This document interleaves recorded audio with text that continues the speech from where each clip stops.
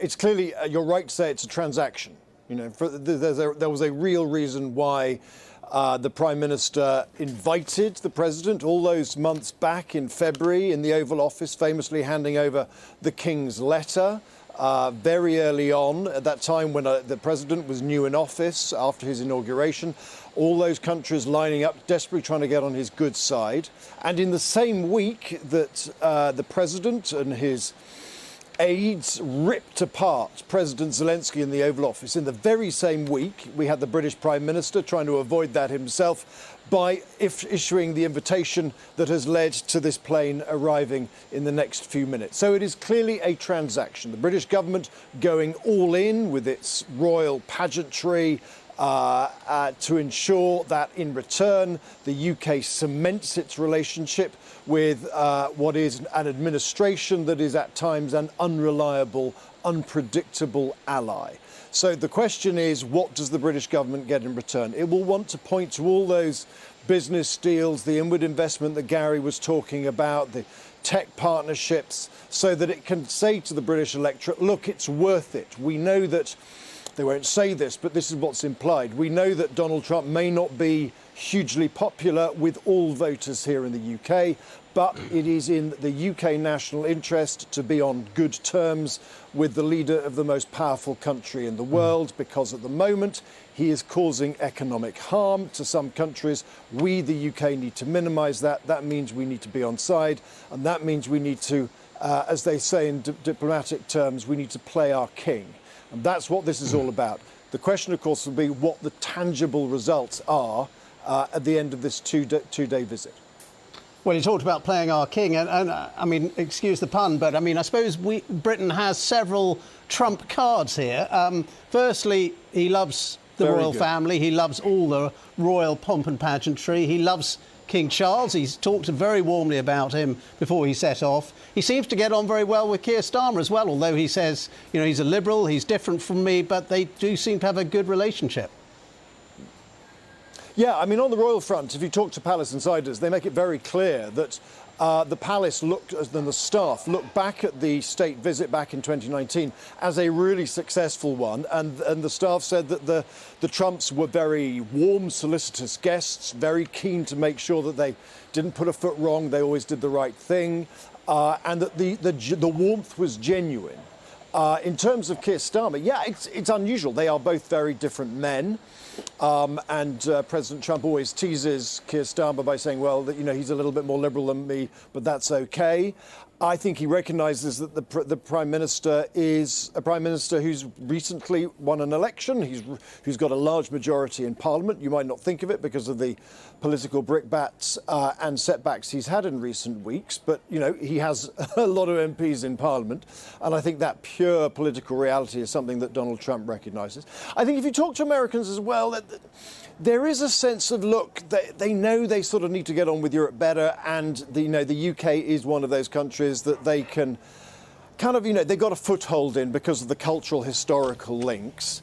And there is a sense, particularly amongst the sort of the White House and the MAGA crowd, the tribe, if you like, of a sense of wanting to try and keep the UK on side. Whenever you hear American politicians like J.D. Vance and others talk about the UK, there's a sense of, we think the UK is like a sort of relative who's slightly lost its way.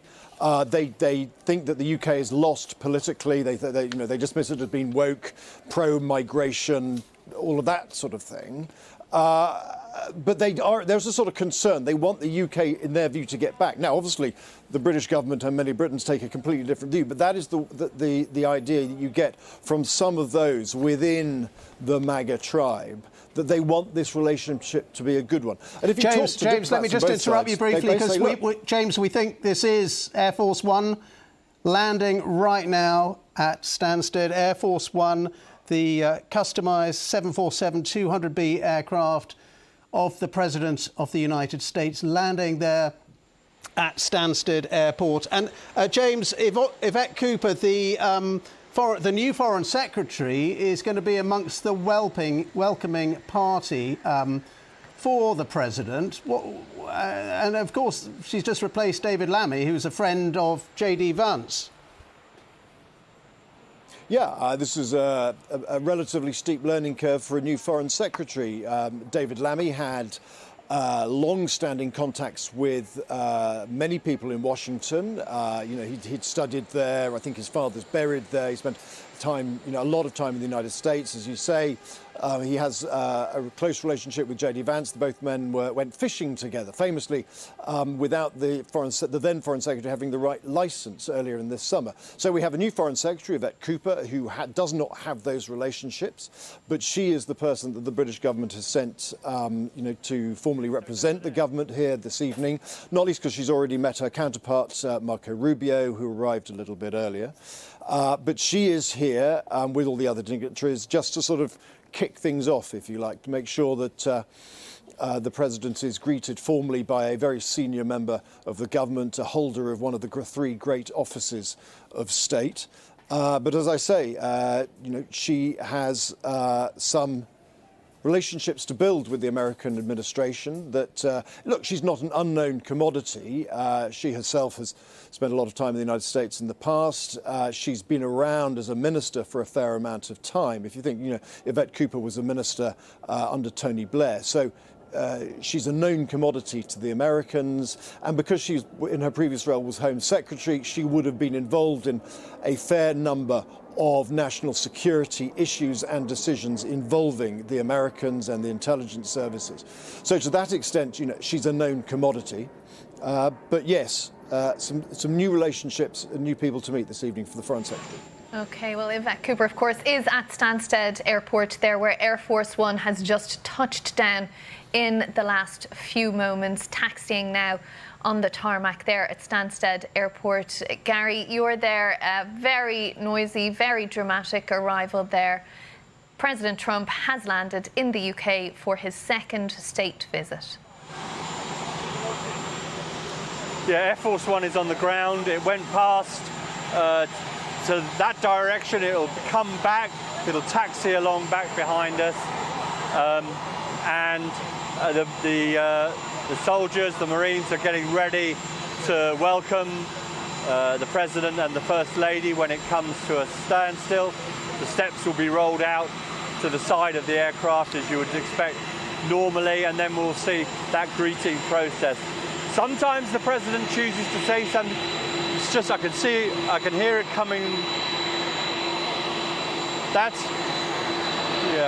It's just coming from my left-hand side. I guess that's your screen, right? I can hear it taxiing towards us now. We're on a full screen image of that at the moment, Gary. So we can see Air Force One there in all its glory, just taxiing along. Of course, Air Force One, the point of some contention for President Trump as well. He's very unhappy with it and the quality of it. Of course, accepting a new aircraft from Qatar, which will be the new Air Force One. But for now, this is what he is flying around in. You can see it there, just taxiing along, about to come to a stop on the tarmac there at Stansted Airport. And Gary, as you've been describing a little earlier, the stairs will be rolled over there. The President and his team will exit from the front. The President, the First Lady and some of his close advisors and family, we're told, are with him as well.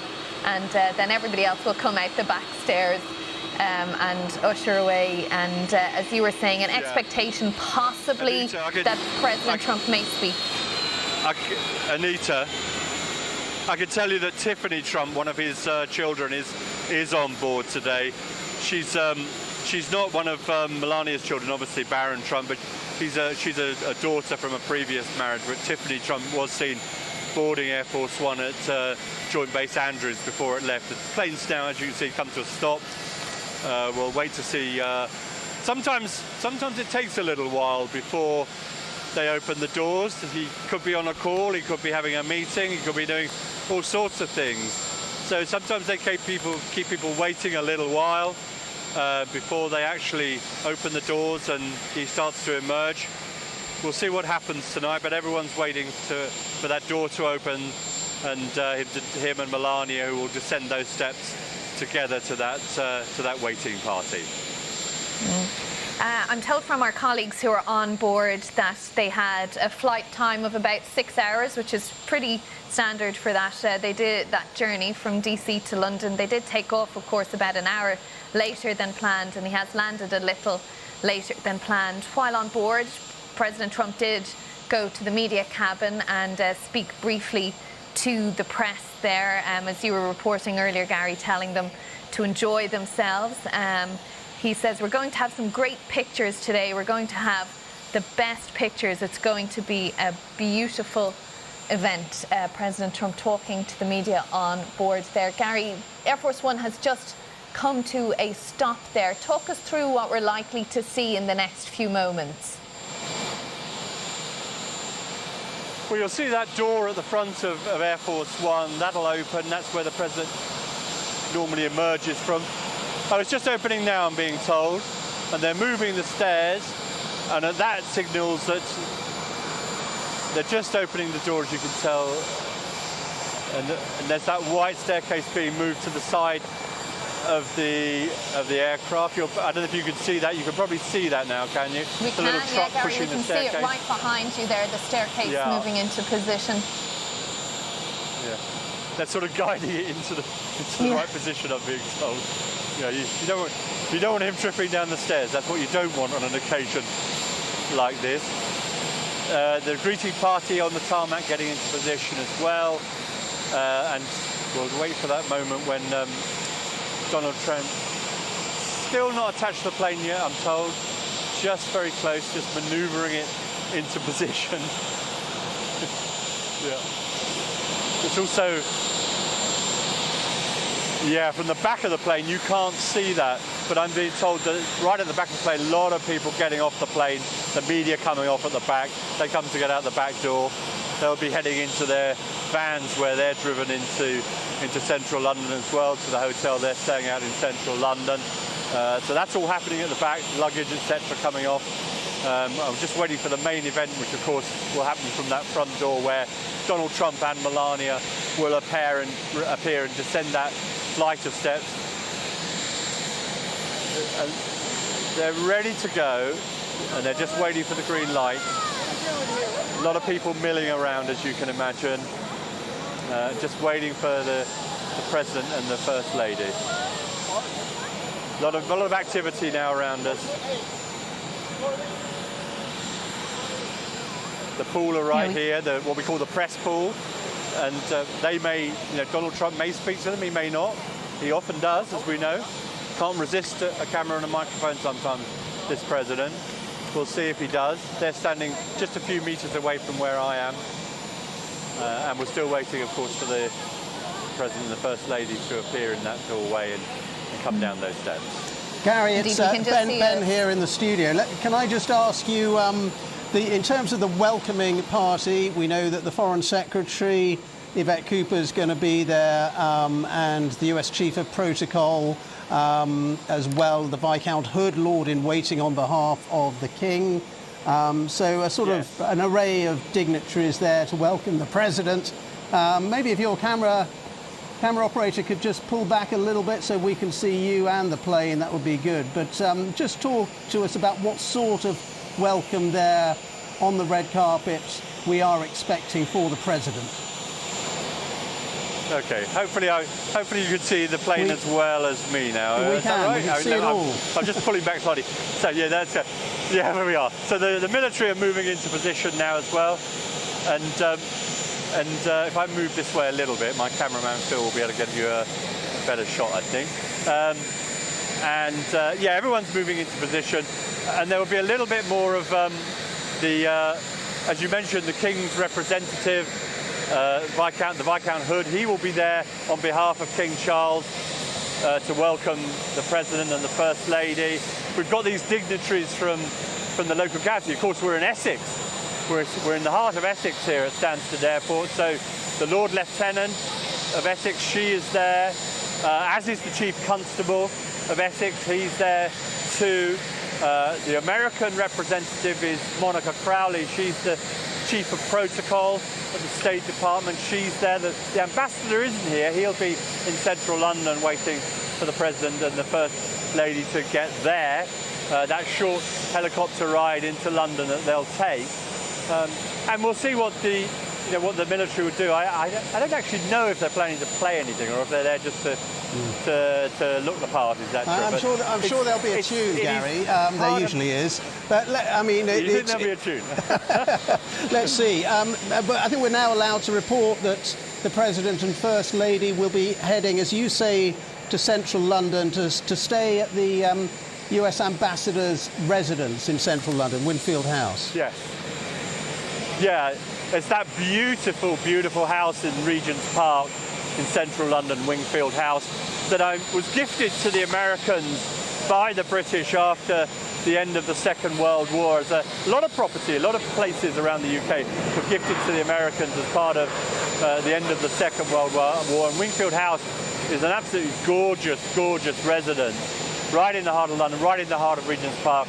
And they'll make that journey from here to there. I was at Wingfield House the last time the President was here in 2019, and he had a bunch of meetings there during the day, a lot of discussion about NATO at that time as well, how these things. And I think actually, Gary, you're talking about how beautiful that residence is. I was reading it has the second biggest garden in London, and the place with the biggest garden, of course, is Buckingham Palace. Gary, just as you're sorry, talking I missed that there, Say that again. Sorry. Sorry, Gary, we're just about to see President Trump and the First Lady Melania Trump, I think, are about to exit the aircraft. There they are, President Trump and First Lady Melania Trump, just exiting Air Force One, beginning their first part of their second state visit to the UK. You can see them walking down the steps of Air Force One there, being greeted by the US Chief of Protocol, Ambassador Monica Crowley. A warm welcome there. And also by the Viscounthood Lord-in-Waiting on behalf of the King. Also there, the Right Honourable Yvette Cooper, the Secretary of State for Foreign Commonwealth and Development Affairs. Also part of the greeting party, Mrs. Jennifer Tolhurst, His Majesty's Lord Lieutenant of Essex. Mr. Ben Julian Harrington, the Chief Constable of Essex Police, the President just shaking hands there.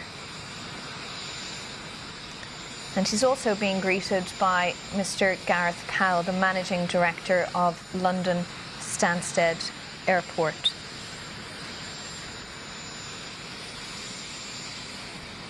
So this, the first formal part of President Trump's second state visit to the UK. You can see all smiles there. Melania Trump, and they will make their way along through the Guard of Honour. One wonders what is said in those moments, doesn't one? You know, the politeness is the, how do you do, nice flight, how was the meal? I mean, you know, you wonder what they say in those moments. You never get really to hear what's said at those particular points in time.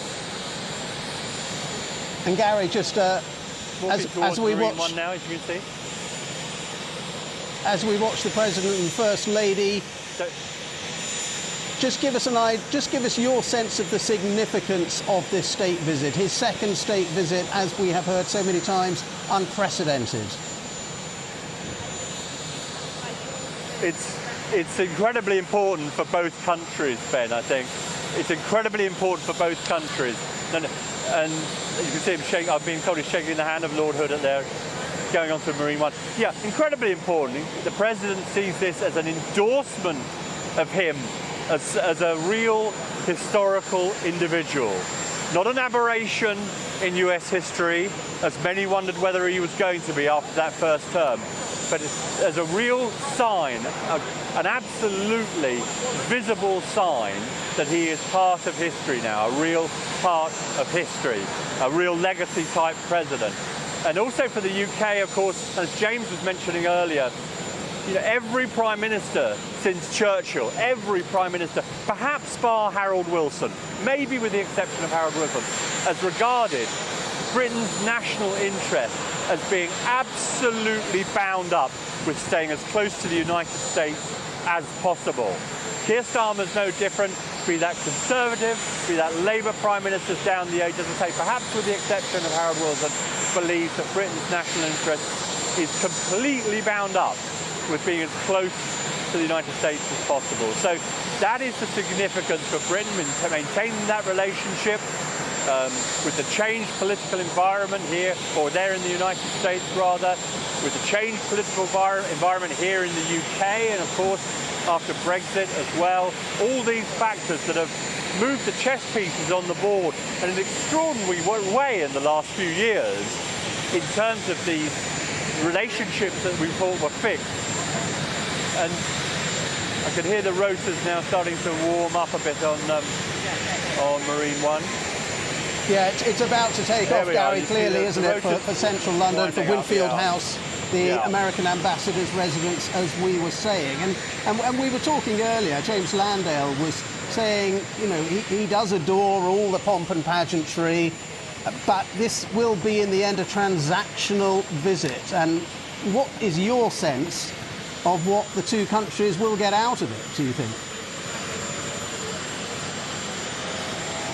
Well, the transactional visit is right, and for the United States and for Donald Trump, it's the pictures, it's the imagery, but it's also the hard cash in terms of investment into the United States, tying Britain into some of the deals that he wants Britain to do, and the money he wants to invest. Okay. And in terms of Britain, of course, it's maintaining that relationship that we've talked about, maintaining that close relationship, and also trying to tear down some of the barriers that Britain has faced, particularly on some of the tariff issues. We know they've got a deal, but really, what are the details of that trade deal? It's not very clear whether all of it is done and dusted, far from done and dusted. And of course, some real tensions in the last week, particularly over losing Peter Mandelson as the ambassador. He was liked in Washington, the administration liked him, and you know, the fact of him going because of Jeffrey Epstein only puts the focus back onto that issue, which has been a difficult one for Donald Trump and the administration to sort of shrug off over the last few weeks. You see them starting to head off now. Marine One moving away now, you can tell. Not still on the ground, but about to take off, I think. And he does have a real affection for this country, doesn't he? I mean, he seems to love it here. He does. He does. I mean, he was here privately in July, as we know, visiting his golf courses in Scotland, Turnberry, and also up in Aberdeen as well. He was also, you know, he has Scottish heritage, as we know. He seems pretty proud of that. That's what we're going to see, I think, the Scots Guards at Windsor tomorrow as well. And there's an affinity. I think there is an affinity. And there's an affinity in a way, oddly, which there wasn't with Joe Biden. Joe Biden was always rather sort of arm's length when it came to Britain. There were warm words, but you never felt Joe Biden really liked it. A colleague of mine once shouted to him, "Have you got a word for the BBC?" And Joe Biden replied, "I'm Irish," he said. And we know that Irish at the BBC now, Gary. Yes, that's right. So there you go. But yeah, no, a real affection, I think, a genuine affection. But it's hard-nosed.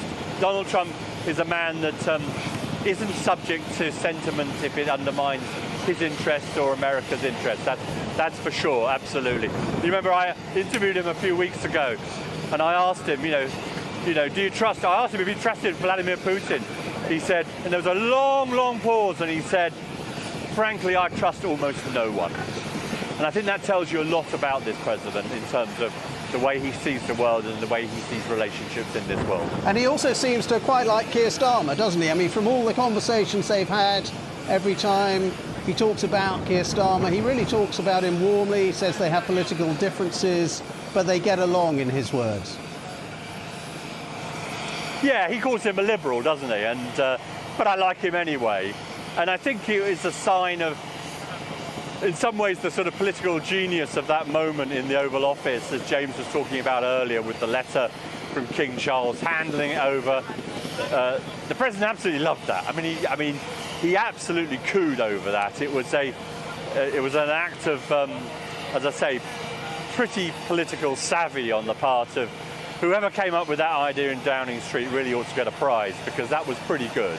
And it became a template for other world leaders, other European leaders. You know, this is how we go to the White House and don't get completely kebabbed. You know, that's frankly what it is. And I think Keir Starmer can take some credit for having sort of written the playbook. And he's obviously hoping to continue that relationship during these next 2 days. It'll be down to the King and Queen tomorrow. I think that'll be pretty smooth sailing. There's an obvious affection there for the monarchy. You know, there's been lots of talk in the United States, not entirely frivolously at times, about Donald Trump as a sort of king-like figure. You know, so he's not necessarily shrugged that off at times. So he will enjoy, I think, tomorrow and that ride in Windsor Great Park and all those flybys, etc., the state dinner. You know, one senior official in the White House said to me not very long ago, "What do I wear to a state dinner?"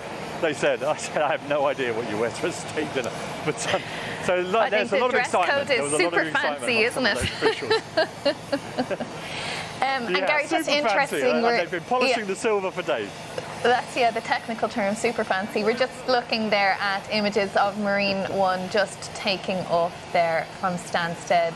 The President and First Lady Melania Trump, his daughter Tiffany Trump, and a large entourage travelling with him. Really interesting. I know we've been talking about how the President's telling everyone to enjoy themselves and so on, but when you look at the list of people who have accompanied him on this trip, his Chief of Staff, Susie Wiles, Stephen Miller, the Deputy Chief of Staff, very, very important individual within the White House, the driver, many would say, of a lot of the policies of this president.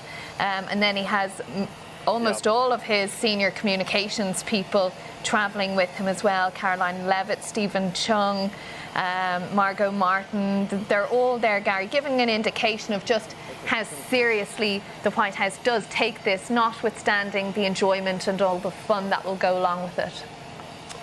Let's go to James Landale, our diplomatic correspondent. Sorry, Gary, we're just going to go to James Landale quickly because he's at Windsor Castle. James, he's on the ground now, the President of the United States, back in the United Kingdom. Just outline for you, what is the significance of this visit? Well, the significance is this. The United States is still the most powerful country in the world, and the UK government needs to be on terms with that government.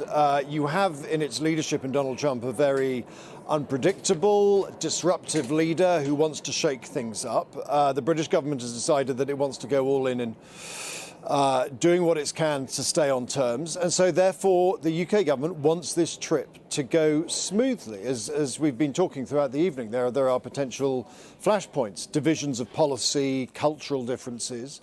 But I think both sides want to make this work. The Americans want the optics, the televisual pictures that we get tomorrow to work. The president himself said, you know, there are going to be great pictures to the media on the plane. That's what he's interested in here. It's the visuals. It's the symbolic imagery of the president being honoured by the British state and monarchy to the greatest extent it possibly can. That's why all the ceremony that's going to take place here tomorrow, you know, they're pulling out all the stops. Yes, it's behind security and a ring of steel and it's nowhere near the public. But there are going to be well over 1,000 troops on parade, 120 horses. It's an awful lot more than were here just a few months ago when President Macron came for his state visit. A fact I have no doubt that will be emphasised by British diplomats and officials privately to the Americans with a wry smile on their lips. So there'll be a lot of focus on that, making sure it works. For the British side, there has to be something tangible out of this, because if you think about it, in this country, Donald Trump is not a popular president. All the opinion polls will suggest that about 16% of British voters think that Donald Trump is a likeable person. And so there is a risk, a political risk for the British government on this. But the argument they make is that it is in the Britain's national interest, its economic interest, to be on terms with this president so that they can minimise the damage of the tariffs that he's imposed on all of his allies, including the UK, and that they need Donald Trump if he's going to shift some of those big international issues. Though they need to have serious conversations with him about the situation in Ukraine to try and get the Americans finally to put more pressure on the Russians. And that might be, you know, a journey that the president is on. And if you talk to officials, they say that that is one of the serious conversations the British government's going to try and have with him here. But also all of those other potential investments that are going to be discussed on this trip. Most of it's been pre-cooked and pre-agreed already. But the British government will want to be able to say to people here, look, it's worth doing this because that means we've got, you know, more investment here, more jobs there. It's getting Britain ready for that great technological battle that's going to define this century. Because if you think about it, so the argument goes, whoever controls AI, whoever controls quantum computing, they're going to be in charge of the power of the next few centuries. OK, James, thanks for that. Gary, just back over to you for a last thought there from the tarmac on Stansted before you're thrown out and normal business resumes there. On that point that James was making there, there's really a fine line here for the British government and the whole establishment to walk between places where there is agreement and showing President an honour and respect and really having those tough conversations as well. Yeah, and just before I address that, let me just tell you, while you were away from us, they were bringing a whole bunch of garment bags and luggage down these front steps, no doubt stuffed with dresses and suits for all occasions. I mean, stacks of them. So they have now been taken off the plane, I suspect, for the main party rather than the journalists, if you know what I mean. But yeah, they've been emptied off the plane, and they're shutting down the floodlights here, and the White House staffers are starting to chivvy us along. But yeah, a real fine line, as James was saying, to walk here, because there is a lot of opposition to Donald Trump in this country. There's no question about that. A lot of people don't like the attitude that the British government takes towards him. But in that sort of hard-nosed sense, the British government is thinking this is a central core of our national interest, whether you agree with that or not. So that is why I think they've gone to extra levels this time to try and, I mean, these things are always choreographed, but to choreograph them in an incredibly tight way. And that's why the public's being kept well away. We're in Windsor, we're in Chequers, we're nowhere near central London or anything with a lot of access for the public. So it shows you the significance they put on this. So a high-risk thing that can also bring high rewards. Indeed. And just while we've been talking there, Gary, we saw the steps being rolled back away from Air Force One, all of those dresses and boxes and luggage clearly off at this point. Gary, we'll let you go for the moment. I know you're about to be asked to leave from Stansted Airport there, so thank you very much for that. Let's go back to Sir Simon Fraser, who is with us here in the studio, former Permanent Secretary at the Foreign and Commonwealth Office, also founder of the geopolitics advisory firm Flint Global and chairman of Chatham House. So, Sir Simon, very good to have you with us. And as somebody who would have been in the Foreign Office at this sort of time, what would the Foreign Office be looking for, do you think, from this visit, this historic, unprecedented state visit, as we've heard so many times? You know, we're in a world crisis, aren't we, with the Middle East, with Ukraine. There's the unfinished business of the US-UK trade deal. What do you think the government really wants to see out of this visit? Well, there's a whole range of things. And first of all, they want a successful visit and they want the good atmospherics and they want to consolidate the relationship with President Trump. And that's all very important. But let's not forget that actually part of this agenda is a damage limitation agenda with the US. So if you look at the trade issues, we're not talking here about reducing tariffs with America. We're talking about limiting the increase of tariffs with America. So we need to bear that in mind. This is an administration which hasn't actually been very friendly in an underlying way towards us. And so the government is trying to get a hold of that to limit that damage and also to find a positive agenda. And this is where this whole set of issues around investment, around tech cooperation, AI, nuclear, space cooperation is something which they'll be really trying to push forward, and they'll be hoping to demonstrate that that's going to create jobs, investment and growth in this country. And then finally, there's this whole set of really big strategic issues, Ukraine, Russia, the Middle East, the relationship with China, where they need to have serious discussions because American instincts are not necessarily the same as ours. Our national security is absolutely engaged in this, and we need to influence America in the direction we want, and they will be working hard on that. Let's just talk a bit more about that then, since you identify those areas of foreign policy. I mean, on the Middle East, Britain seems to be on the verge of recognising Palestinian statehood, which America doesn't like, Trump doesn't like. And on Ukraine, he's seemed uncomfortably close, frankly, with President Putin. Is Keir Starmer trying to weed him off Putin, do you think? Well, on the Middle East, first of all, there's a clear difference of view on Palestine, and that is going to be a very tricky issue, and it's going to play through into the General Assembly in the UN very shortly when the UK is going to recognise a Palestinian state. On Ukraine, yes, there have been occasions when Trump has appeared to be lining up with Putin almost against Ukraine, and you'll remember only a couple of weeks ago a number of European leaders went hot foot to Washington to try and prevent that, and indeed succeeded in doing so. So it seems as if they've got that bit more on course, and indeed there is some suggestion that the Americans are going to supply weapons and other support for Ukraine, maybe funded by the Europeans. There's one point that hasn't come up in our discussion which I want to raise, which is that Donald Trump is going to try and press the UK and other Europeans to impose tariffs on India and China to discourage them from buying oil from Russia. And that is going to be a very tricky issue, because I don't think we want to do that, because I don't think we want to damage our economic relations with those big countries solely for that purpose. So that's going to be one of the tricky sets of issues to address. Yeah, these things are always a balancing act. So Simon Fraser, thank you. We will be with you again towards the end of the programme, so do stay with us. So Simon Fraser there, former Permanent Secretary at the Foreign Office here in London. Well, the state visit of President Trump and Melania Trump is currently underway. So let's talk about the big arrival moment and what lies ahead in the days to come with our panellists. Robbie Suave from the libertarian publication Reason, and Stephanie Rawlings-Blake, the Democratic former mayor of Baltimore. Thanks to you both for being with us. We really only have seen those few moments of the President and the First Lady arriving and being greeted on the tarmac at Stansted Airport. But Robbie, what do you think from an American perspective is the interest level in this trip? How will this play at home?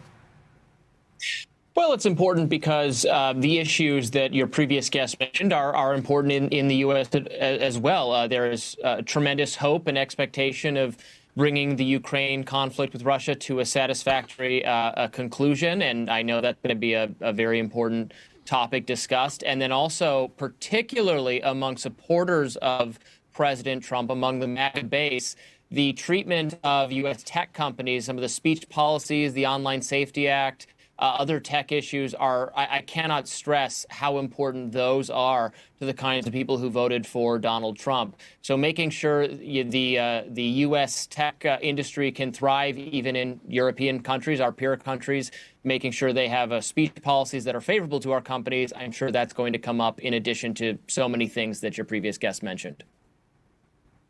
Stephanie, what's your view? I'm very hopeful that the king will have some influence over President Trump. This country is at a very fraught time, and all of our allies are of a unified mind, and President Trump is not. I think he is very fond of Putin, but in a very tough position because Putin has shown no interest in ending this war, and it's putting the president in a very tough position. So I'm very hopeful that the king will be able to use his charm offensive to persuade President Trump that it's time to get more in lockstep with the NATO nations and bring some more weight behind his efforts to end the war in Ukraine. And I truly hope that the people that the president has brought with him, a la Stephen Miller, will not allow him to be swayed or dissuaded from that position. So I'm hoping that the president will be encouraged to end this, to force Putin to end this war, as the NATO allies want him to do. Robbie, can I just ask you, I mean, from Donald Trump's point of view, clearly he relishes all this sort of pomp and pageantry and the royal welcome he's going to get in the next few days. But how important is the sort of TV side of this back in the United States for all the people watching at home? I'm not sure for the people watching that the TV element of it is all that important. The results are important. Trump's voters and supporters do want to be made to feel like European and UK leaders in particular are taking them seriously. Trump's achievements in getting NATO-aligned countries to contribute more to Ukraine's, or more to the defense of the countries was a thing that really made a lot of difference, and I think has contributed to conservative perception of NATO being a little more favorable in the second Trump term. So that is definitely a good thing. And we're going to, hope to see that continue. But I would say to my co-panelist point here, if ending the Ukraine war was easy, it would have been done. Just cranking up the pressure on Putin. If nothing's going to do it short of war, it's going to be very difficult, even if we're all on the same page. And more sacrifices might have to be made on the European part in terms of how much gas is taken by Europe is still a huge issue. We can't do crushing sanctions while the rest of Europe is still, getting gas from Russia. That's just not going to work. I have skepticism that the sanctions are going to work at all. So we might have fewer options than we think we do, which is not good news. We all want this to come to an end, but if it's easy, we would have done it already. And Stephanie, I mean, from Donald Trump's point of view, we know he enjoys this kind of thing. He loves it. He adores it. And that's partly why he's here. And but what do you think, from the US point of view, is going to be achieved over the next couple of days? The only person that said that ending the war would be easy was President Trump. He finds himself in a place now where that is just not true. And I think the NATO allies are using every tool they can, every Donald Trump whisper that they can get around him, to try to get him to act as he should with his allies. I don't think it's going to. The only thing that I think is going to play is this pomp and circumstance, this imploring or encouraging the president with, all of the pageantry that plays into his ego. And hopefully that will be enough to bring him closer to the NATO side. That is what we're looking for, because the guardrails are off. This is not the first term. This is not the President Trump that we saw in the first term, where he surrounded himself with people that believed in guardrails. Those guardrails are gone.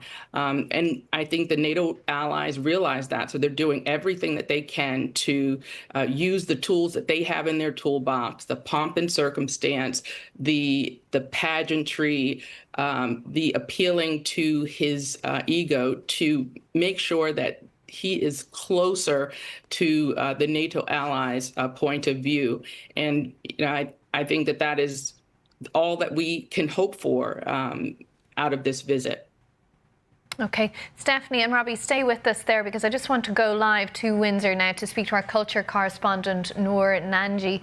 Noor, the Trumps won't arrive to where you are until the morning. They are in the UK now, making their way to the US ambassador's residence, where they'll spend the night. What lies ahead for them in the morning? Well, in a sense, this arrival is actually the most low-key moment of this entire trip, because what we're going to see over the next couple of days is going to be far ahead of that. There's a lot of pomp and pageantry, as you were just hearing there. There's going to be pageants. There's going to be, of course, everything building up to the flypast, and then, of course, the state banquet, which is taking place tomorrow night here at Windsor Castle. And the King and President Trump will both be giving a speech there. And as we understand it, the King's speech will be around 7 minutes long. We know that there will be a lot of attention paid to what both of them say, and as we have heard, there will be a lot of scrutiny over those speeches as well. But we understand the King's speech will be looking at the special relationship between the UK and the US, and that's likely to form a big part of what he says. And this will carry on, as you say, for the next coming days. There is a huge security presence here at Windsor. It is, of course, slightly disruptive for the people here, but of course nothing that they haven't experienced before. And we will see what that goes down over the next couple of days. We're hearing as well that there's around 120 horses, and 1,300 troops deployed as well. So it is a big security presence here in Windsor. Nora, we hear President Trump speak so fondly over the last few years about that first state visit that he made, meeting the Queen. It really left a major impression on him. This is his second state visit. As he said, it's at the ultimate Windsor Castle. In what way will it be different, or will it compare to that first visit? Well, just on that point about it being at Windsor Castle, of course, that's because the usual destination, Buckingham Palace, is undergoing renovations, which is why they're having it here at Windsor Castle. But then in terms of how it will compare, well, we do know that all the senior royals are being deployed to help with the hospitality here. Of course, the King, we were hearing there, he's going to be giving a speech, but also Queen Camilla, she wasn't able to attend a funeral, the Duchess of Kent's funeral earlier today because of illness. But we do understand that she hopes to attend all of the events over the coming days. So there is going to be a real significant presence of the royals, and of course the Prince and Princess of Wales are going to be very involved as well. We know that Catherine and Melania, there's an event planned just for them, and also Melania and the Queen will also be visiting a doll's house here in Windsor as well. So there is a lot of a ceremonial display being put on for President Trump. So in terms of how it will compare, I suppose President Trump will also be giving a speech tomorrow night. So we will hear his thoughts and his reflections on the speech at that point as well. OK. Culture correspondent Noor Nanji at Windsor Castle, thank you for that. We'll be speaking to you lots over the next hours and days ahead. Thank you. And let's just show you the scene there at Winfield House, which is the US ambassador's official residence in Regent's Park in central London, and that is where President Trump will be staying the night. It is a glorious residence in the centre of London. It has the second biggest garden in London. The first biggest is Buckingham Palace, so that gives you an idea of the extent of the grounds there. Well, Donald Trump will be arriving there very, very shortly. We'll have continuing coverage of that here on BBC News.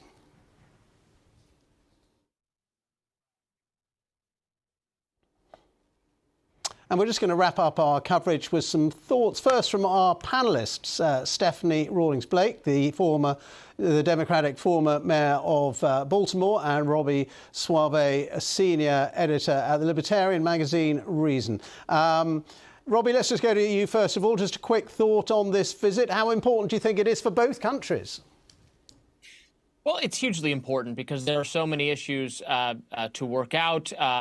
Economically, trade, the foreign policy, of course, but, picking up where we left off on the Ukraine question, I do want to emphasize that it's, not just a matter of having us all on the same page. I think a lot of people in the U.S., a lot of conservatives and maybe other perspectives are that, even if having everybody on the same page and giving unparalleled levels of support to Ukraine and pressure on Russia won't necessarily defeat Putin's resolve, given that Russia, is so militarily successful and Ukraine is running out of soldiers and all that. So while I hope this brings an end to the war, it's not, just like we got all combine our powers and then everything will be great. And Stephanie, just a quick final thought from you on this summit. How important do you think it is? What do you think it can achieve in a nutshell? For President Trump, he is going to be shown, what real statesmanship looks like, what a leader who wants to unify his nation looks like, what a leader that understands the importance of relationships, what that looks like. And I hope that the president is sufficiently impressed with that and comes back to the United States with a mind to unify this country, with a mind to unify with the NATO allies, and that is what I'm looking for. OK, Stephanie and Robbie, thank you very much indeed for your thoughts. And let's conclude our coverage this hour with Sir Simon Fraser, who's been with us watching it all unfold, former Permanent Secretary at the Foreign and Commonwealth Office, and he's here with me in the studio. And Sir Simon, we've talked, of course, many times about the special relationship between the United States and the United Kingdom. It's waxed and waned over the years. This is Marine One just landing there at the US ambassador's official residence. I'm sure, Sir Simon, you know that very well. That is where President Trump is staying the night. Just give us an idea, actually, before I ask you any wider questions about that residence. It's a glorious place, isn't it? Yeah, it is a very good place, and I'm sure he'll enjoy it. It's also very secure, of course, which is important in Regent's Park. I'm sure he knows it, and I've been there many times. It is a wonderful house.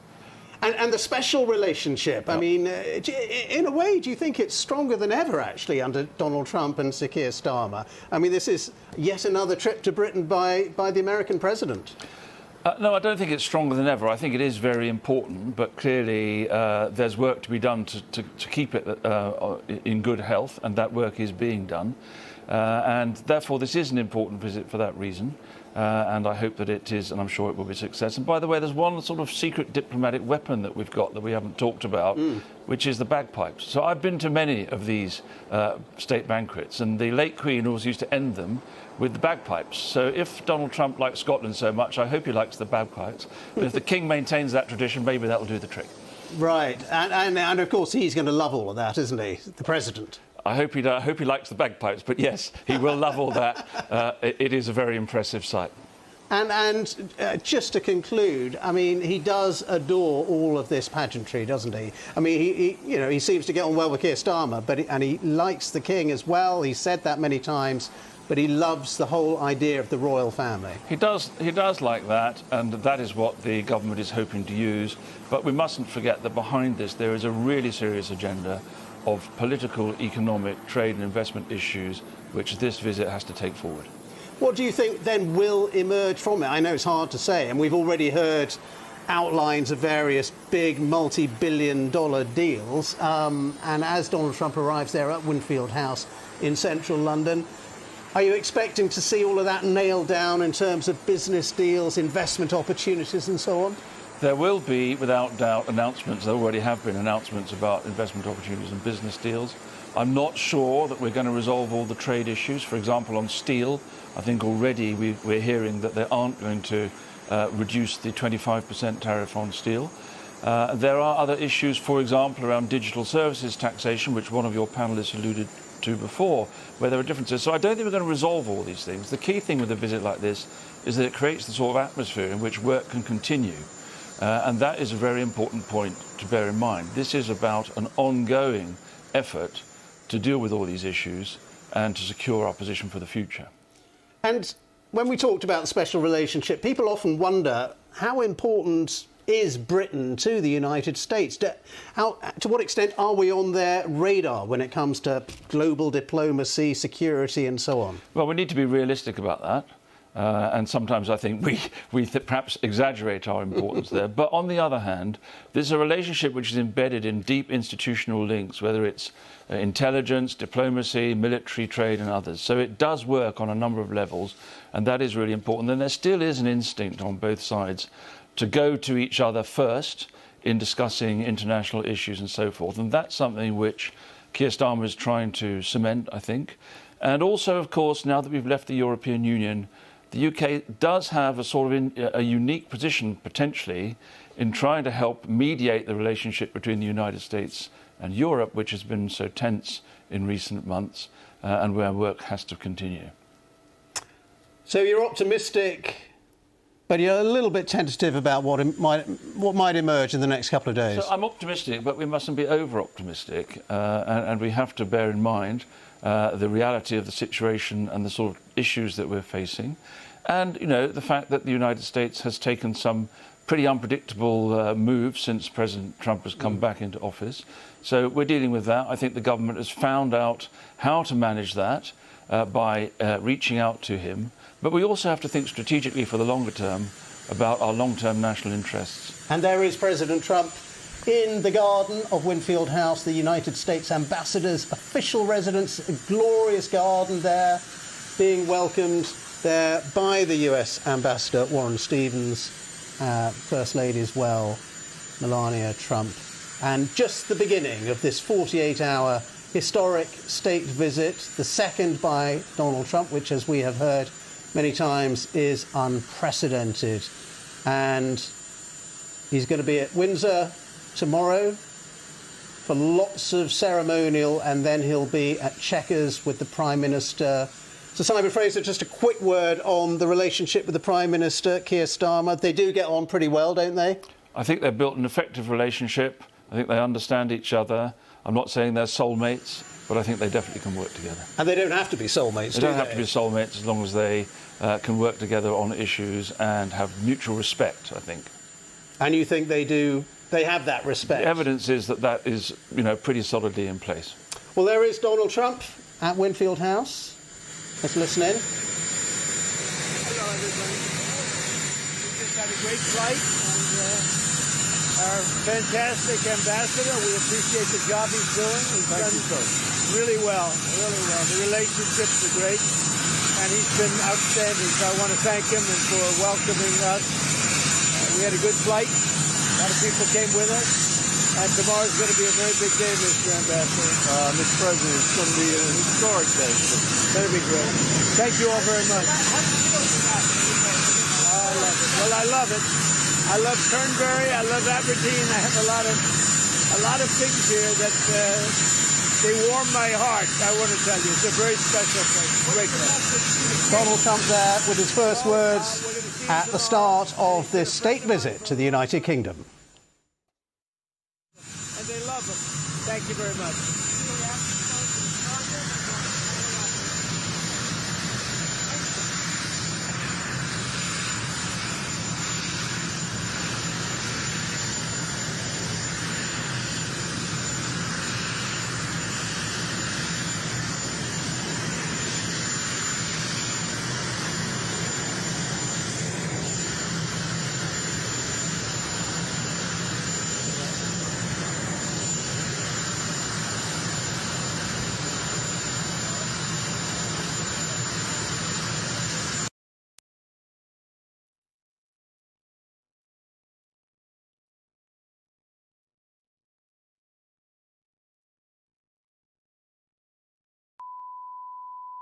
This is the primary audio circuit for the Reuters live service.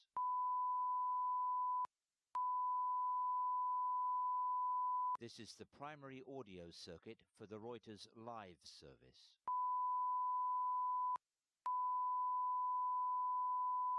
This is the primary audio circuit for the Reuters live service.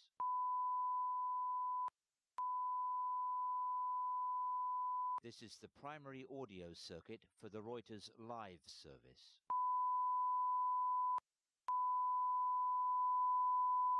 This is the primary audio circuit for the Reuters live service.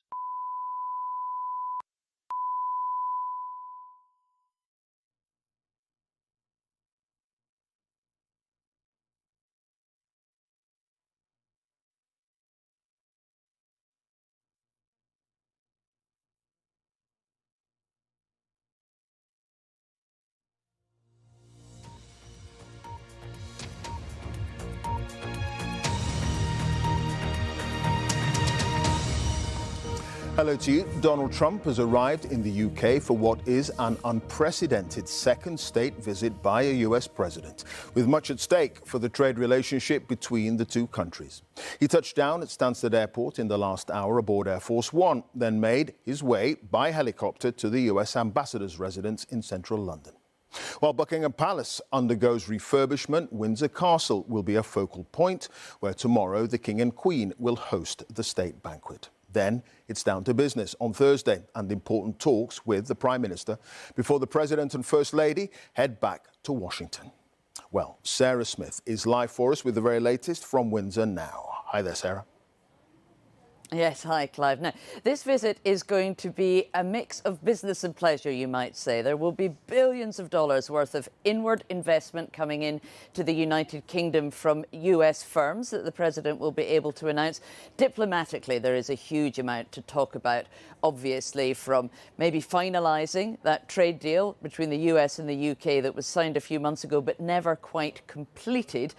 As well as the conflicts in Gaza and Ukraine. There's one topic no one wants to talk about, which is Jeffrey Epstein, either Sir Keir Starmer's problems with him and the UK ambassador to Washington, or Donald Trump's own political problems he has about Jeffrey Epstein at home. But for the Trumps, the highlight will be when they get here to Windsor Castle, when they're greeted by the King and Queen, finishing with a glittering state banquet inside Windsor Castle tomorrow night.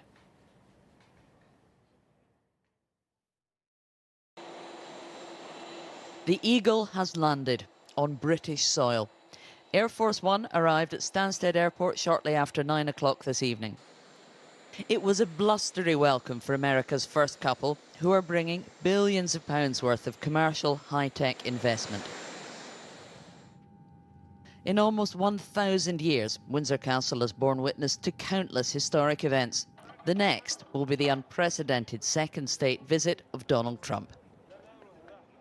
For him and the First Lady, this visit is about revelling in the grandeur of a royal visit rather than the nitty-gritty of trade deals or transatlantic diplomacy. My relationship is very good with the UK, and Charles, as you know, who's now king, is my friend. And it's the first time this has ever happened where somebody was honoured twice, so it's a great honour. And this one's at Windsor. They've never used Windsor Castle for this before. They used Buckingham Palace. And I don't want to say one's better than the other, but they say Windsor Castle is the ultimate, right? Anti-Trump protesters, however polite they may appear, will be kept well out of the President's sight. It is my pleasure to bring from His Majesty the King a letter. He sends his best wishes and his... On Sir Keir Starmer's first White House visit, he quickly played his royal trump card. So can I present the letter from the King to you? Thank you very much. Am I supposed to read it right now? Yeah, please do. This is what no other nation can offer, an invite President Trump will never refuse. They make a rather odd couple, with very different politics and personalities, but they appear to genuinely like each other. We all know the great Prime Minister of the UK, and we just signed a document. This is... Sorry about that. Even if it doesn't always look like a relationship of equals. They will be finessing the very trade deal they had in their hands in Canada in June. We made a deal, and it's a great deal. And I'm into helping them. Our country is doing very well. We've never done this well. We're having trillions of dollars coming because of the tariffs. They'd like to see if they could get a little bit better deal, so we'll talk to them. The full royal pageantry that's being prepared may be the highlight for President Trump. Alongside the majestic display, there's also business to be done. Several high-tech investment deals are due to be announced, particularly around artificial intelligence, bringing many billions of pounds of investment into the UK. I think that it's amazing that, despite the politics, we have something that can bring the countries together sort of above the politics, and I think what this state visit is amazing to kind of keep that special relationship. I mean, this is one of the longest lasting relationships in history, and it's great. The biggest protective security operation since the coronation is now in place for President Trump's visit, with police and boat teams on the Thames as well as drone and snipers all in place. The recent murder of US right-wing activist Charlie Kirk and the attempted assassination of Mr. Trump last year means security is tighter than ever. The American president never travels lightly. He's even brought his own helicopter to whisk him into London, where he'll stay overnight before arriving in Windsor tomorrow. Sarah Smith, BBC News, Windsor. Well, the President and First Lady have a packed schedule over the next couple of days. Tomorrow morning, they'll be greeted by the Prince and Princess of Wales before being formally welcomed by the King and Queen. All six will then travel through the Windsor estate towards the castle in a carriage procession. Donald Trump will then inspect the Guard of Honour before a march past, and then it's lunch in the state dining room. Later, they'll visit St George's Chapel for a tour and to be able to lay a wreath on Queen Elizabeth's tomb. They'll then be joined by the Prime Minister and Lady Starmer for a flypast by F-35 fighter jets and the Red Arrows before the official state banquet in St George's Hall. Then on Thursday, Mr Trump will travel to Chequers for a bilateral meeting with Sir Keir Starmer, while the First Lady will remain in Windsor with the Queen and Princess of Wales. They'll then head back to the US aboard Air Force One on Thursday evening. Let's go to Windsor and Daniela Ralph, who's live for us there now. Mr Trump, he spoke very warmly about King Charles before he boarded Air Force One to leave Washington earlier this evening. One assumes the King feels a little bit the same way? I think so, and definitely in terms of what we're going to see here over the next couple of days. Bigger and better is how President Trump is describing this state visit, and there will definitely be some unique aspects to it. It will be the biggest ceremonial welcome ever seen for a state visit to the UK in terms of the military. Now, the Ministry of Defence has described it as unprecedented in scale and spectacle, and that is just the kind of thing that President Trump will like in terms of its grandeur. Now, in the past few minutes, he has arrived in London at the residence of the UK ambassador at Wingfield House, and there he has once again spoken of his admiration for the royal family. Well, we're going to see him tomorrow, and he's been a friend of mine for a long time, and everybody respects him, and they love him. Thank you very much. Well, security will remain an ongoing issue during this state visit. It will be a state visit behind closed doors because of the security risk. Not one aspect of it will be public-facing at all. So when Donald and Melania Trump arrive in Windsor tomorrow, they will get the traditional carriage procession, but it will not be through the streets of Windsor. Instead, it will be around the castle grounds through the Windsor estate. From a royal perspective, the royal family will want the president to feel that this state visit has been special. For the king, that will mean leveraging his personal relationship with Donald Trump against the backdrop of the royal show that Windsor can offer to reinforce UK and US relations. All right, Daniela, thank you. Daniela Ralph, they're live in Windsor. We're going to hear from Chris Mason in a moment, but first let's go to Simon Jack. Big announcement in the last couple of hours concerning Microsoft, but no movement, it seems, on steel and aluminium tariffs. Yeah, a blizzard of announcements accompanying this trip, as you might expect, the biggest of which Microsoft is saying it's going to invest $30 billion, £22 billion, from 2025 to 2028, the biggest investment they've ever made in the UK. The language is kind of interesting. They say this alliance enters another chapter. This is Microsoft as we work together to expand access to trusted American technology. Keir Starmer says we're proud to partner with world-leading companies like Microsoft to build a future powered by British ingenuity and ambition. This follows Google's £5 billion investment in data centre in Hertfordshire. Question marks about how these data centres are going to be powered, and plenty more of these announcements I fancy to come in the coming days. But as you say, amidst the transatlantic backslapping, a little bit of a fly in the ointment, a deal to reduce tariffs on UK steel exports to the US to zero from their current 25% have seemingly been binned indefinitely. Back in May, the government trumpeted with some fanfare they got this down to zero, said it was a great deal for the UK. One steel producer with US customers told the BBC tonight they were furious about the situation. They're talking to their American customers. Officials tonight, I think, are trying to see the positives. Remember that other countries have got tariffs of 50%, so the UK is in a comparatively good position. But it's a reminder, I think, that we still live in a world, even with our biggest allies and trading partners, of trade barriers and protectionism. Sure. OK, Chris, the politics of all this for Sir Keir Starmer. He's had a tricky last couple of weeks. How could this visit help him or hurt him? Well, I think from the Prime Minister's perspective, he has had a nightmarish fortnight. So a spot of rarefied pageantry, frankly, is just the ticket, even if it only lasts for a day before the politics kicks in again on Thursday. To give you a sense of that, this afternoon, Clive, the government weathered a monsoon of questions in the Commons for 3 hours about the whole business of Lord Mandelson, the now former ambassador, and his links to Jeffrey Epstein. In summary, the questions were, why on earth was he appointed in the first place, and why on earth did it take so long for you to get rid of him? Senior Labour MP saying red flags were missed or ignored. The Conservatives accusing the Prime Minister of shrivelling from leadership. So for him to be able to, for 48 hours, lean on, if you like, the latest in this arc of an unlikely friendship. It's a year, pretty much to the week, that the two men first met. There was that brandishing of the invite back in February. Now this state visit. On Thursday, they will try and lean into the economic benefits that both sides argue that this relationship allows, albeit, as Simon reflects, the bumps within that and the unpredictability within that we've seen in recent months. And then there's the areas, Clive, where there is disagreement and the extent to which that becomes noticeable publicly on Thursday in a news conference. So the UK's likely imminent recognition of a Palestinian state, Gaza, Ukraine, and then the question of Epstein again. Does that come up in a way that is publicly awkward for the Prime Minister and the President? My bet, yes, it probably will. All right. Chris Mason, our political editor, Simon Jack, our business editor. Many thanks. We're going to move on now because